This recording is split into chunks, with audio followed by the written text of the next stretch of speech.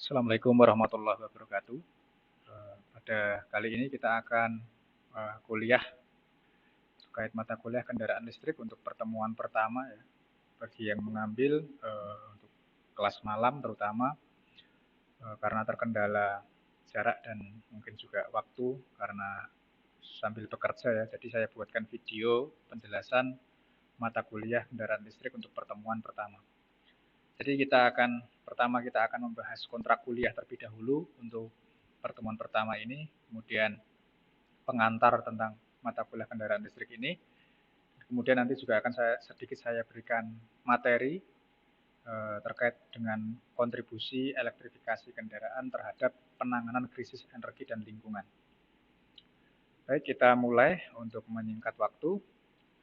Jadi di pertemuan pertama ini memang dari Prodi Teknik Elektro dan ITNJ serta Fakultas Teknik dan Perencanaan atau FTP mewajibkan seluruh dosen untuk menyampaikan visi dan misi fakultas, yaitu di sini visi dari Fakultas Teknik dan Perencanaan adalah menjadi fakultas yang unggul dalam bidang teknologi dan teknopreneurship dengan pengembangan keteknikan dan perencanaan berbasis pengelolaan energi dan lingkungan berkelanjutan pada tahun 2045. Baik, ini adalah visi fakultas ya.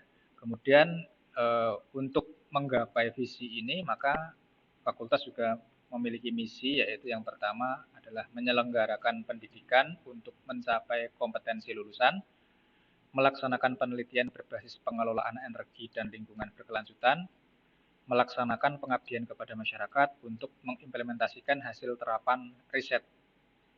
Yang keempat, melaksanakan pengembangan sumber daya manusia yang unggul, berjiwa Pancasila, dan sarana prasarana berstandar nasional maupun internasional. Yang kelima, melaksanakan kerjasama bidang akademik dan non-akademik di lingkup nasional dan internasional. Dan yang keenam, melaksanakan program rintisan bisnis untuk pendidikan dan pelatihan teknopreneurship. Jadi kaitannya mata kuliah kendaraan listrik ini sebenarnya pada visi dan misi fakultas ini ya, yang poin kedua ya, di mana melaksanakan penelitian berbasis pengelolaan energi dan lingkungan berkelanjutan. Jadi di sini para dosen memang didorong untuk melakukan penelitian yang nantinya akan terintegrasi dengan bahan ajar atau materi yang diajarkan di perkuliahan.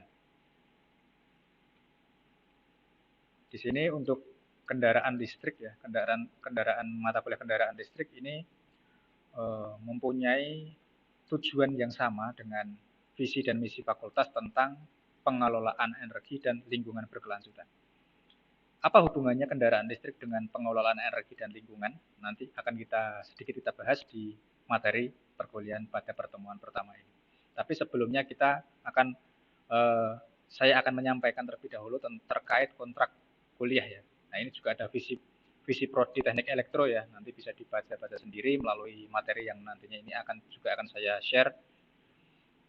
Kemudian ini terkait dengan kontrak kuliah yang perlu kita sepakati ya, kontrak kuliah beserta penilaiannya. Yaitu untuk mata kuliah kendaraan listrik ini mempunyai bobot 2 SKS untuk teori, dan kemudian ini tidak ada praktikumnya. Kemudian untuk satu SKS-nya adalah 50 menit. Jadi ketika ada 2 SKS maka totalnya adalah 100 menit. Jadi untuk setiap kali pertemuan idealnya adalah 100 menit untuk 2 SKS ini. Kemudian untuk evaluasi hasil pembelajaran atau penilaian ini terbagi menjadi 6 komponen ya. Ada kuis, tugas, kemudian keaktifan, kemudian proyek, UTS, dan UAS. Karena mata kuliah kendaraan listrik ini didesain sebagai mata kuliah berbasis project ya, atau project based learning. Maka nanti project dan keaktifannya saya desain minimal 50%. Jadi yang mendominasi penilaian dari mata kuliah ini adalah keaktifan dan proyeknya. Kemudian untuk UTS hanya 10% dan UAS pun hanya 20%. Ini tidak seperti mata kuliah yang lainnya yang non-project. Karena mata kuliah berbasis project ini nanti mahasiswa didorong untuk membuat suatu purwarupa atau mungkin sebatas simulasi begitu, yang nanti sudah bisa dianggap sebagai project yang dihasilkan oleh mahasiswa, dan itu nanti penilaiannya minimal untuk proyek dan keaktifan ini minimal 50%. Jadi yang mendominasi adalah proyek dan keaktifan. Jadi mohon dicatat bahwa untuk mata kuliah berbasis proyek, baik itu mata kuliah kendaraan listrik atau mata kuliah lain yang berbasis proyek, ini dominasinya lebih ke hasil proyek dan keaktifan atau partisipasi ketika mengerjakan proyek ataupun dalam di bangku kuliah begitu ya. Sehingga untuk mata kuliah berbasis proyek ini mahasiswa tidak lagi mengandalkan hasil nilai dari UTS maupun UAS. Jadi percuma kalau misalnya melakukan remedi ya, remedi UAS misalnya, itu tidak terlalu berpengaruh nilai. Jadi harapannya memang mata kuliah berbasis proyek ini mendorong mahasiswa ini untuk lebih aktif, lebih mendominasi di kelas gitu ya, melalui kegiatan atau pelaksanaan pengerjaan proyeknya. Oke, untuk kehadiran, ini kehadiran minimal 75% ya dari 16 ya. Jadi kalau 75% dari 16 adalah 11 kali pertemuan, 11 kali kehadiran mahasiswa. Jadi total kita dalam satu semester nanti ada 16 pertemuan, sudah include dengan UTS dan UAS. Maka untuk kehadiran mahasiswa minimal 11 kali kehadiran. Jika kurang dari 11 kehadiran, maka mahasiswa nanti terancam tidak bisa ikut UAS atau mungkin penilaiannya akan berkurang ya. Selain tidak bisa ikut UAS ataupun UTS, bisa juga mungkin hasil proyeknya dipotong oleh dosen pengampunya. Karena kehadiran ini nanti akan berpengaruh pada keaktifan atau partisipasi mahasiswa ketika ikut kuliah. Jadi mohon diperhatikan bahwa untuk kehadiran minimal mahasiswa ini adalah 11 kali pertemuan. Jadi amannya ya 11 sampai 12. 11 sampai 12. Syukur-syukur bisa full ya 16 kali pertemuan, tidak ada yang bolong. Gitu. Itu untuk kontrak kuliah dan penilaian yang kita sepakati ya di awal pertemuan, di pertemuan ke-1 untuk mata kuliah berbasis proyek ini.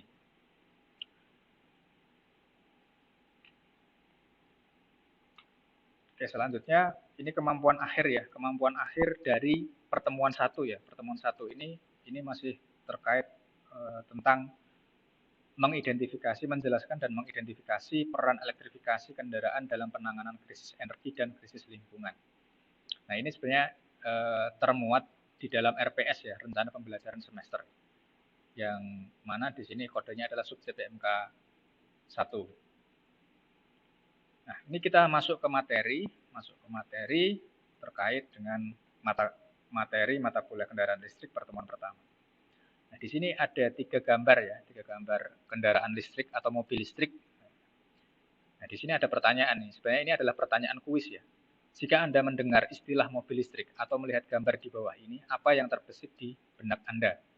Nah, di sini ada ada mobil listrik dari PLN ya, yang membuat adalah PLN, PT PLN. PLN EV. Nah, kemudian yang sebelah tengah ini ada Dahlan Iskan EV, di mana mobil ini Tsuzuki ya, mereknya Tsuzuki ini dibuat atau diprakarsai oleh Dahlan Iskan waktu itu. Kemudian yang sebelah kanan sendiri yang warna kuning ini adalah Selo, mobil listrik karya dari Ricky Elson. Nah, ketiga kendaraan listrik atau mobil listrik ini adalah karya anak bangsa, karya buatan dalam negeri, karya nasional. Tapi justru di Indonesia saat ini mobil listrik karya anak bangsa tidak dihargai ya.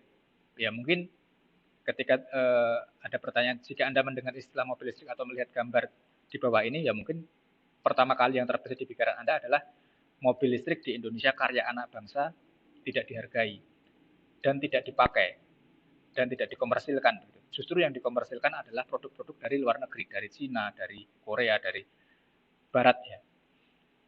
Yang mana sebenarnya kapabilitas dari anak bangsa itu sebenarnya sudah mampu untuk membuat suatu karya yang luar biasa, mobil listrik ya, mobil listrik nasional yang sebenarnya sudah mampu untuk digunakan ya, mampu untuk digunakan, bahkan bisa dikomersilkan begitu.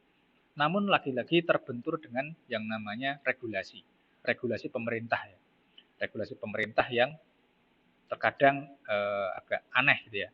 Kalau sedikit cerita ya tentang Dahlan Iskan EV ini atau mobil listrik karya Dahlan Iskan ini, Dulu memang diuji ketika diuji di daerah Malang ya, memang terkendala atau trouble di dalam sistem pengeremannya.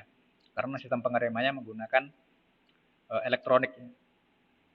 Ada terkendala sistem pengeremannya blong, kemudian mobil listriknya menabrak tebing begitu ya. Tapi untungnya pengendara dan penumpangnya, yaitu dahlan iskan dan drivernya selamat begitu ya. Jadi yang rusak hanya mobil listriknya. Nah, kemudian dari situ pemerintah sepertinya sudah tidak minat lagi karena mobil listriknya trouble. Bagaimana nanti jika dikomersilkan? Apakah masyarakat juga akan berminat karena baru uji coba saja sudah trouble gitu ya. Tapi sebenarnya poinnya bukan di situ. Poinnya adalah bagaimana cara kita mengevaluasi kerusakan atau trouble karya tersebut agar bisa diperbaiki, agar nanti bisa lebih sempurna dan bisa layak jual. Harusnya seperti itu. Kemudian mobil listrik selo. Mobil listrik selo ini juga terbentur dengan regulasi pemerintah yang menurut saya ya aneh gitu ya. Mobil listrik selo ini tidak lolos uji emisi coba. Uji emisi itu sebenarnya kan untuk mobil berbahan bakar fosil ya seperti bensin begitu. Ada emisinya, ada gas buangnya, gas buang karbon begitu ya. Karbon monoksida sorry. Nah, kemudian untuk kendaraan listrik atau mobil listrik karya Bang Ricky Elson ini sebenarnya adalah full menggunakan baterai, tidak mengeluarkan asap, tidak mengeluarkan emisi apapun. Tapi kok bisa ya waktu itu terbentur dengan regulasi tidak lolos uji emisi, sehingga mobil listrik ini tidak bisa dikomersilkan di negara kita sendiri. Nah, sebenarnya itu ya yang mungkin terbesit di pikiran teman-teman rekan-rekan mahasiswa ketika melihat atau disuguhi suatu gambar mobil listrik karya anak bangsa. Gitu. Itu salah satunya, salah satu pikiran yang mungkin terbesit di benak Anda. Selain mungkin hemat energinya, energi bersih atau futuristiknya mungkin. Misalnya satu kata untuk istilah mobil listrik, oh, energi bersih, ramah lingkungan tentunya, hemat energi. Gitu. Oke, itu tadi beberapa apa ya istilahnya pikiran yang mungkin keluar dari istilah mobil listrik ketika kita mendengar istilah mobil listrik. Selanjutnya adalah elektrifikasi kendaraan. Apa itu elektrifikasi kendaraan? Elektrifikasi kendaraan ini merupakan proses mengganti komponen kendaraan yang awalnya beroperasi menggunakan sumber energi fosil, yaitu kendaraan konvensional ya, menggunakan bensin, menggunakan pertalite, menggunakan pertamax, dexlite dan sebagainya, solar begitu. Ini diubah menggunakan sumber energi menggunakan energi listrik yang nantinya kita sebut dengan kendaraan listrik. Kendaraan listrik itu bisa apa saja, tidak harus mobil listrik, bisa kereta listrik, bisa kapal listrik, bahkan bisa pesawat listrik. Tapi untuk pengembangannya yang sekarang sedang digencarkan adalah kereta listrik dan juga mobil listrik. Mobil listrik khususnya city car ya, mobil-mobil yang dikhususkan untuk penggunaan di perkotaan. Tujuannya apa elektrifikasi ini? Elektrifikasi kendaraan ini. Tujuannya adalah untuk mengurangi emisi karbon penyebab pemanasan global. Ini adalah isu yang umum ya, yang sering kita dengar ya, mengurangi emisi karbon penyebab pemanasan global. Jadi pemanasan global ini memang yang mendominasi adalah akibat emisi karbon, hasil gas buang dari bisa kendaraan, bisa pabrik begitu ya, pabrik yang mengeluarkan asap gitu. Kemudian ini jelas juga mengurangi polusi suara karena kendaraan listrik tidak mengeluarkan suara yang signifikan. Ya mungkin hanya dengingan dari motornya. Itu pun desibelnya kecil sekali dan tidak terlalu bahkan tidak terdengar ketika kita sedang berada di jalan, mungkin tidak terlalu terdengar suaranya. Yang ketiga adalah mengurangi ketergantungan pada bahan bakar fosil. Nah, ini ada kaitannya dengan bahan bakar fosil yang saat ini kita tambang dan kemungkinan isunya bisa habis. Dan dari situ juga merusak lingkungan sebenarnya. Penambangan itu merusak lingkungan. Sehingga ketika nanti diarahkan untuk melakukan elektrifikasi kendaraan, semua kendaraan dibuat listrik semua. Misalnya begitu. Nah, untuk penggunaan BBM kan nanti akan turun drastis ya. Sehingga ketergantungan kita pada bahan bakar fosil akan menurun. Kemudian juga menghemat energi karena kendaraan listrik itu menggunakan motor listrik di mana efisiensinya lebih tinggi daripada motor bakar. Motor listrik efisiensinya lebih tinggi daripada motor bakar dan lebih mudah untuk dikendalikan. Sehingga penghematan energinya melalui peningkatan efisiensi energi ini bisa tercapai melalui penggunaan motor listrik, penggunaan sumber energi listrik atau yang disebut dengan elektrifikasi kendaraan. Nah, sebelumnya kita lihat terlebih dahulu dampak lingkungan ya, dampak lingkungan akibat emisi karbon. Ini samplingnya dari tahun 1980 sampai tahun 2000-an. Nah, ini samplingnya dari rentang sekian tahun, maka kita bisa melihat diagram pie di mana untuk transportasi dan industrial ini sangat mendominasi ya. Industrial ini adalah pabrik yang mempunyai terobong-terobong asap, mengeluarkan karbon monoksida yang menghasilkan emisi karbon yang sangat besar dan sangat pekat. Ini sekitar 34%. Kemudian untuk transportasi ini juga tidak kalah ini, 32% ini. Ini besar sekali. Kemudian kalau untuk residensial atau perumahan ini hanya 19%. Komersil atau pabrik-pabrik kecil, pabrik-pabrik rumahan ini 15%. Nah, di sini yang sangat mendominasi, yang sangat mungkin bisa kita kurangi adalah transportasi. Transportasi ketika masyarakat dihimbau untuk melakukan elektrifikasi kendaraan, misalnya, maka persentase ini bisa kita tekan, bisa kita turunkan. Nah, ini jika kita melihat dari diagram pie sebelah kiri. Ketika kita melihat diagram pie sebelah kanan, ini sebenarnya bisa kita lihat ya kurvanya. Ya. Kurvanya itu pertama tinggi, tinggi kemudian turun, kemudian tinggi lagi. Baik itu komersil, kemudian residensial, transportasi maupun industrial, ini pernah ada di posisi yang tinggi.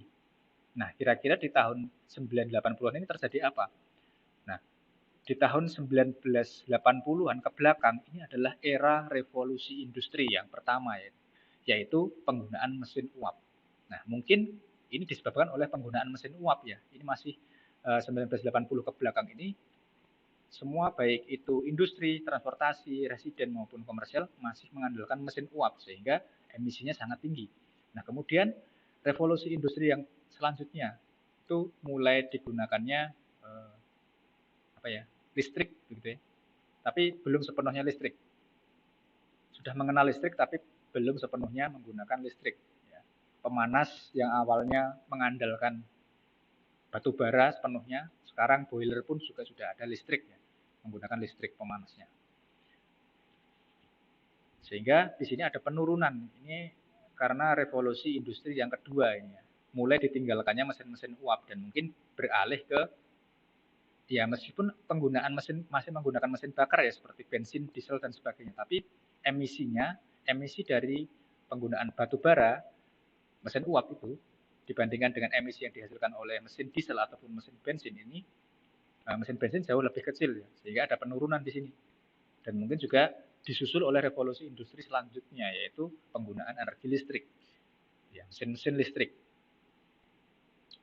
Namun seiring dengan waktu ini juga naik lagi ya, karena masih tergantung dengan bahan bakar bensin, bahan bakar fosil. Mungkin batu bara sudah mulai ditinggalkan sedikit demi sedikit, meskipun di industri masih menggunakan batu bara, seperti PLTU dan sebagainya. Tapi untuk kendaraan yang ada di perkotaan maupun di pedesaan ya, itu sudah menggunakan bahan bakar bensin. Tapi itu juga menyumbang emisi karbon yang semakin lama juga semakin meningkat di sini. Jadi kalau ketika kita lihat kurvanya ini masih cenderung meningkat ya, terutama untuk yang industrial dan transportasi. Ini sejajar peningkatannya saling beriringan begitu ya. Oke, itu adalah dampak lingkungan ya, dampak lingkungan hasil dari emisi karbon yang dihasilkan oleh kendaraan berbahan bakar fosil. Nah, ini di Indonesia juga mempunyai ini ya target penurunan emisi karbon tingkat nasional ya. Kalau yang tadi itu kan dunia ya, seluruh dunia, samplingnya seluruh dunia. Nah, kalau di sini saya sajikan data terkait dengan target penurunan emisi karbon nasional ya. Jadi di tahun 2020 kemarin ini untuk emisi perkiraan emisi karbon ini sekitar 150-an juta ton karbon dioksida, karbon monoksida ya harusnya. Nah, di sini kalau kita lihat grafiknya, grafik bar di sini warna biru ini adalah jalan raya. Yang paling mendominasi adalah jalan raya karena disebabkan oleh kendaraan-kendaraan yang berbahan bakar bensin, berbahan bakar solar dan lain-lain ya.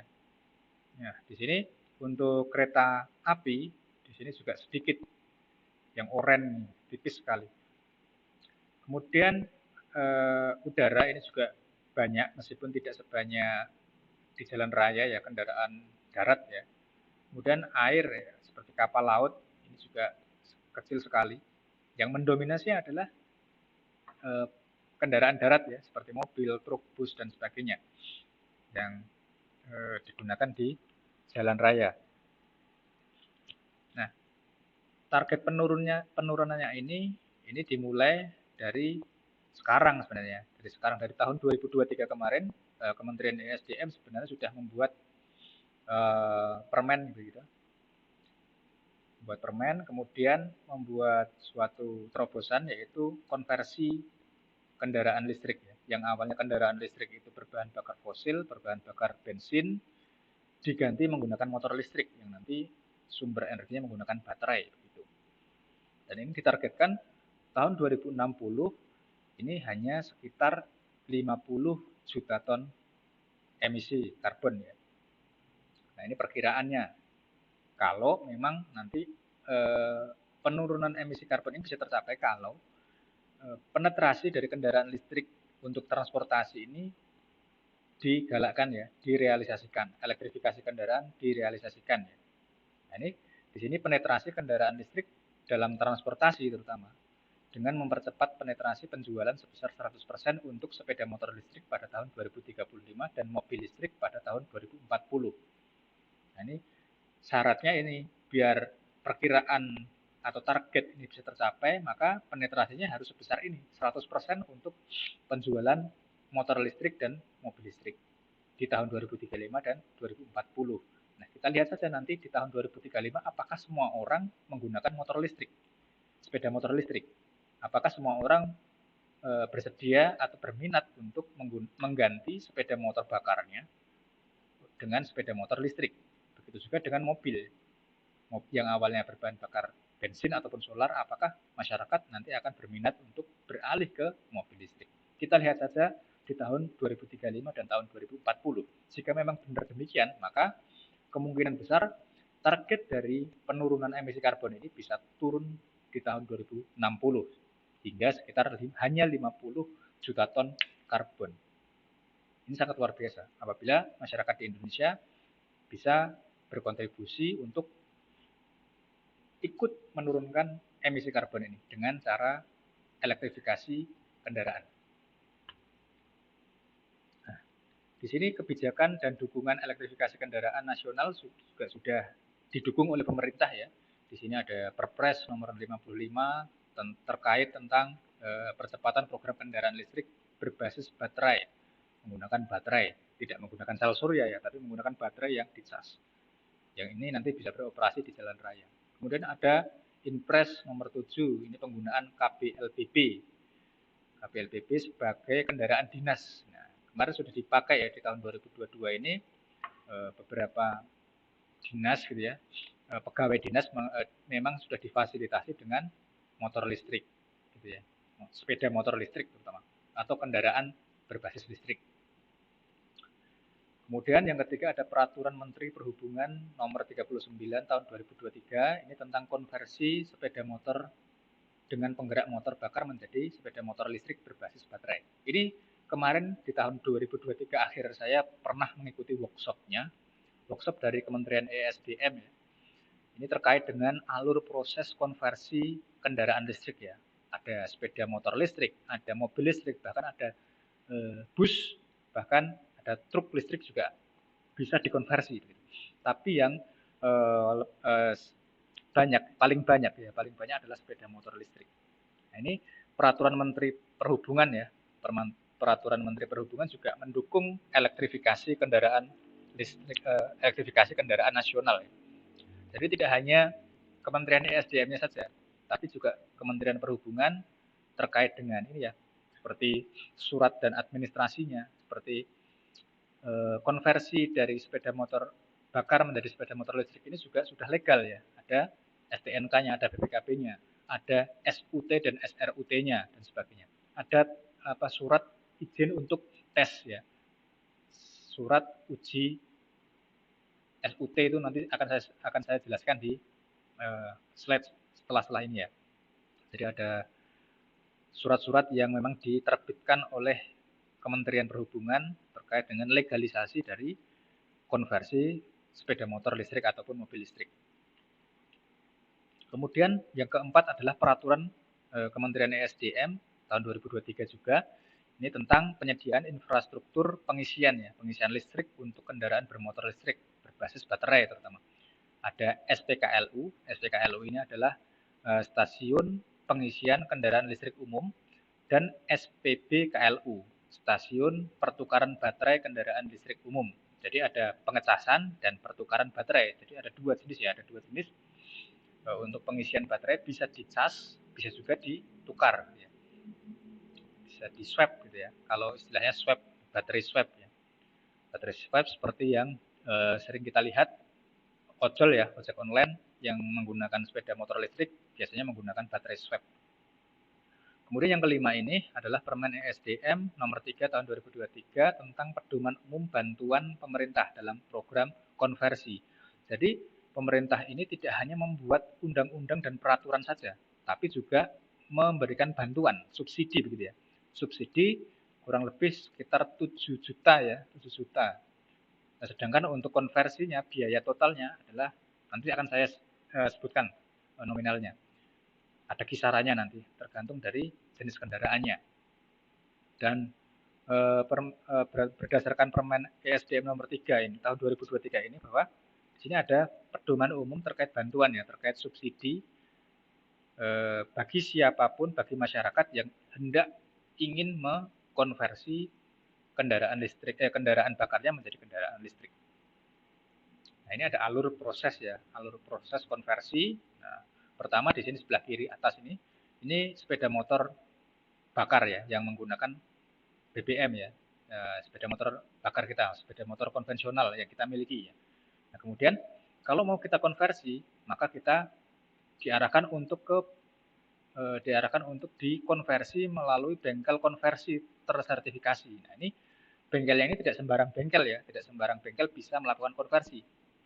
Bengkel yang bisa melakukan konversi mereka harus mendaftarkan diri terlebih dahulu, mendaftarkan diri untuk nantinya mendapatkan sertifikat yang bisa mengkonversi dari sepeda motor bakar menjadi sepeda motor listrik.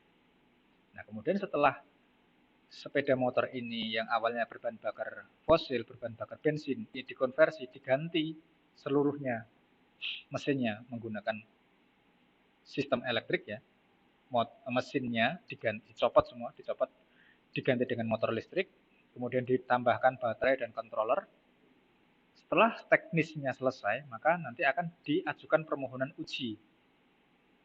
Uji dyno test, uji timbangan, dan sebagainya. Apakah layak enggak? Dari hasil konversi ini layak enggak?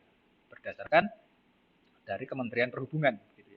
Di sini ada pelaksanaan uji tipe oleh BPLJ SKB, ada SUT, ada SRUT ya.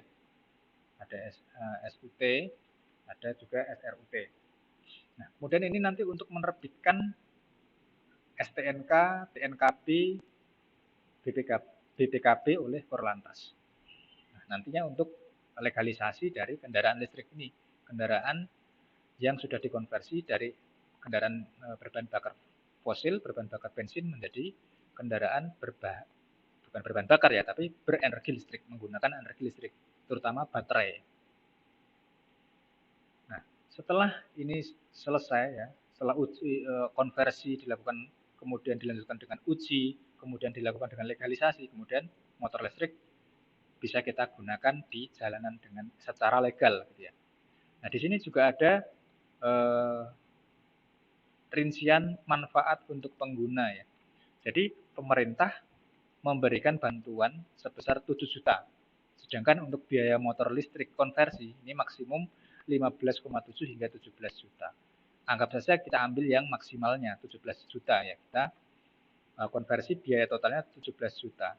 Kemudian disubsidi sebesar 7 juta, maka kita hanya perlu mengeluarkan uang sebesar 10 juta ya untuk konversi karena sudah disubsidi sebesar 7 juta oleh pemerintah.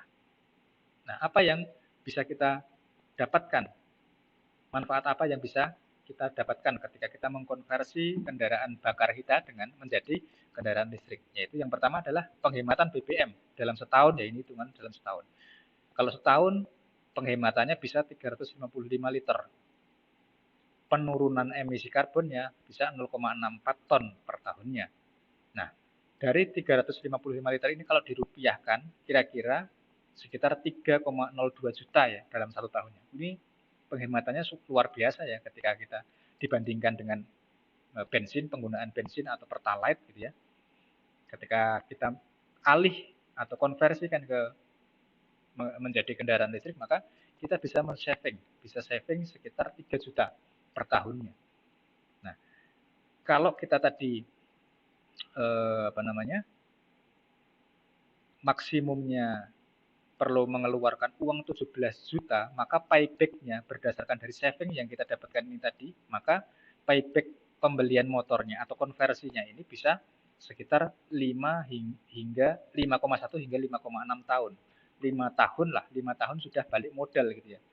Sudah balik modal.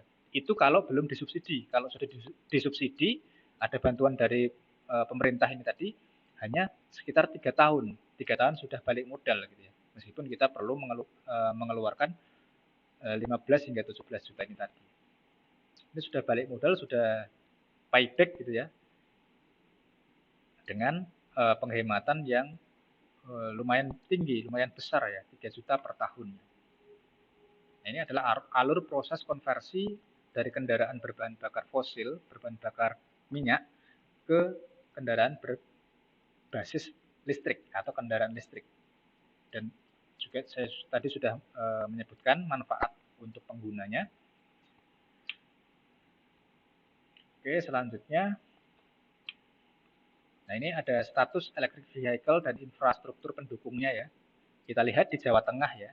Nah, karena kita tinggal di Jawa Tengah dan DIY, di sini ada 50 unit SPKLU. Yang merah ini adalah SPKLU ya. Di Jawa Tengah ini, Jawa Tengah dan DIY ini sudah ada 50 SPKLU dan 41 SPBKLU. SPKLU ini apa? SPKLU ini adalah stasiun pengisian kendaraan listrik umum. Jadi ini tempat untuk mengecas ya.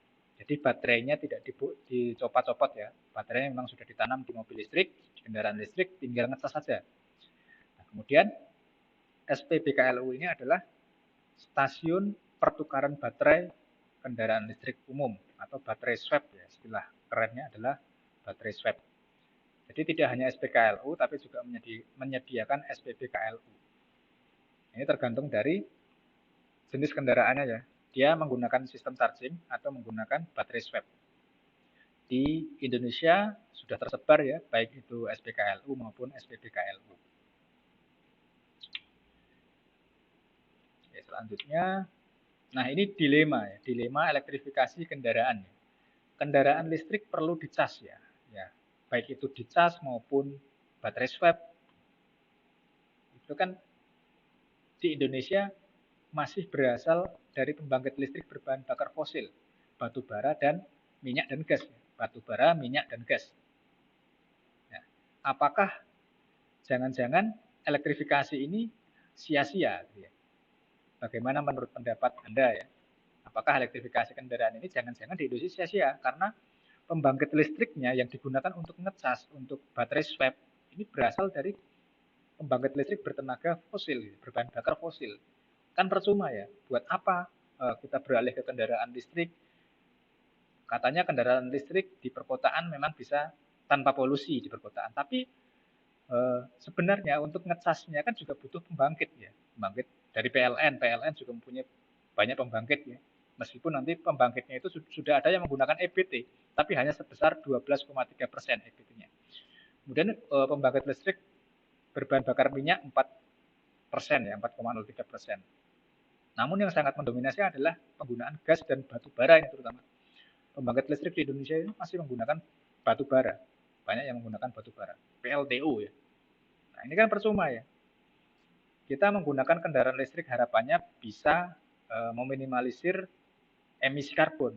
Tapi di sana pembangkitnya malah justru digenjot habis-habisan untuk agar bisa mengecas mobil listrik. Kira-kira percuma atau enggak ya program elektrifikasi kendaraan listrik ini? Menurut pendapat rekan-rekan mahasiswa bagaimana ini? Apakah percuma? Apakah ada memang benar-benar efektif elektrifikasi kendaraan ini untuk menekan emisi karbon?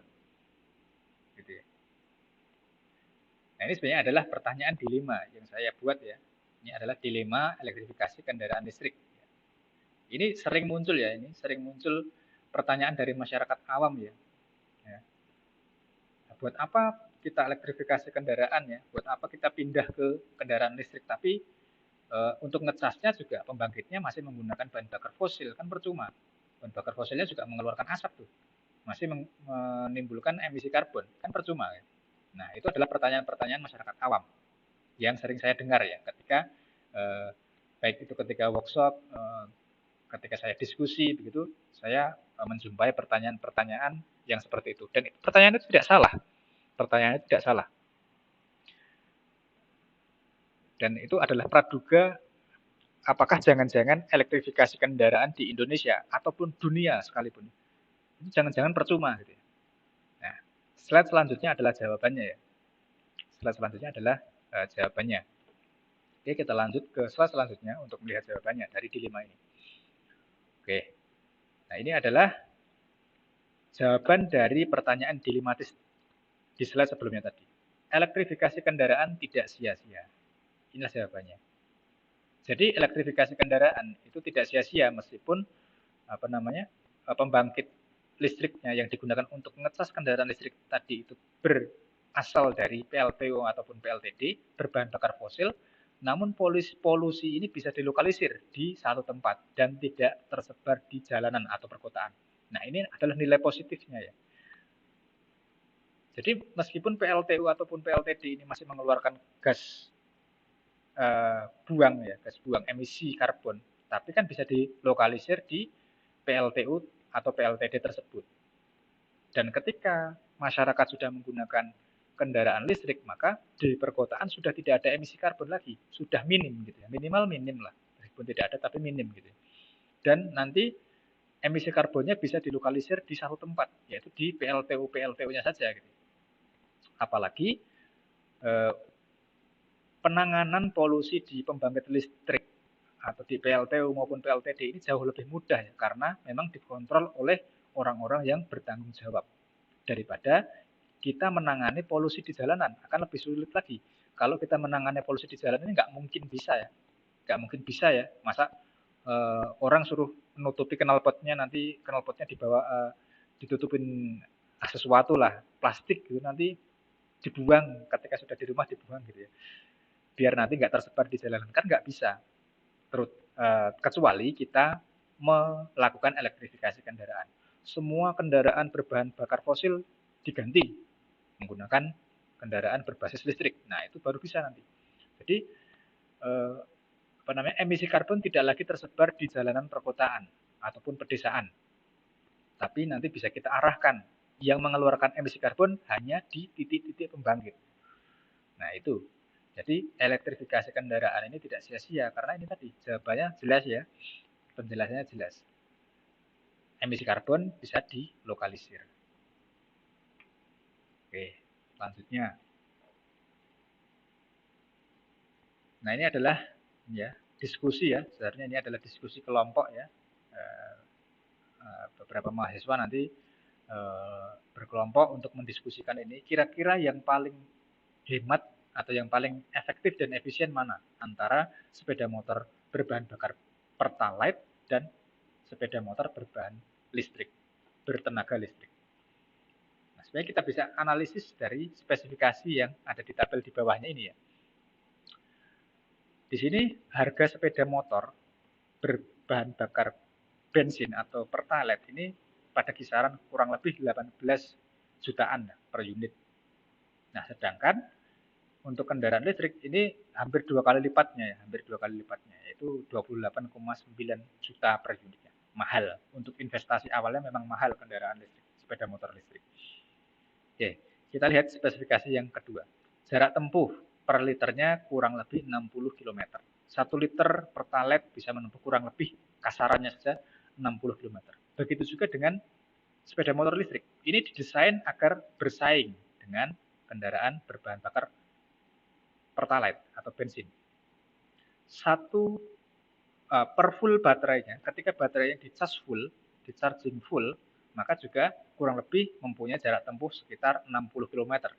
Nah, ini memang didesain seperti ini agar bisa mengimbangi kendaraan berbahan bakar fosil, berbahan bakar bensin ataupun Pertalite. Nah, kita lihat konsumsi atau harga dulu, harga dari bahan bakarnya. Kalau Pertalite kurang lebih sekarang 10.000 atau kisaran 10.000 per liternya. Sedangkan untuk tarif listrik ini 1.445 per kWh-nya.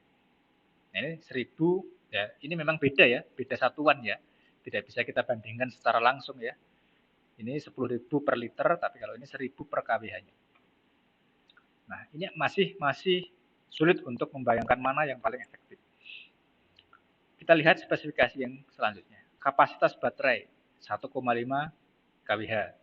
Nah, ini tergantung dari jenis sepeda motor listriknya. Kalau sepeda motor berbahan bakar fosil ini tentunya tidak ada baterai berkapasitas besar. Baterainya hanya untuk keperluan akselere atau keperluan lampu, klakson, dan sebagainya. Nah, kita lihat biaya BBM-nya dalam waktu 1 tahunnya. Katakanlah 10.000 per liternya. Setiap hari kita 1 liter gitu ya, katakanlah seperti itu. 1 hari kita ngisi 1 liter, artinya kita perlu mengeluarkan uang 10.000. Kalau 1 tahun berarti 10.000-nya dikalikan dengan 365 hari. Nah, totalnya dalam 1 tahun kita harus mengeluarkan 3,65 juta per tahunnya. Dalam 1 tahun kita perlu mengeluarkan 3,65 juta rupiah. Sedangkan dengan tarif listrik sekian ini tadi 1.445 per kWh, maka biaya listriknya dalam waktu 1 tahun hanya 791. Ini tidak ada 1 juta per tahunnya. Nah, di sini mulai kelihatan penghematannya. Di sini kalau kita menggunakan BBM, bahan bakar minyak harus mengeluarkan 3,6 juta setahunnya. Tapi kalau kendaraan listrik untuk biaya operasionalnya hanya di bawah 1 juta per tahunnya. Tentunya tidak perlu ganti oli ya. Kalau kendaraan listrik nggak perlu ganti oli. Ya mungkin perlu perawatan saja di sistem gearbox-nya menggunakan pelumasnya, tapi nggak sesering kalau kendaraan berbahan bakar fosil ya.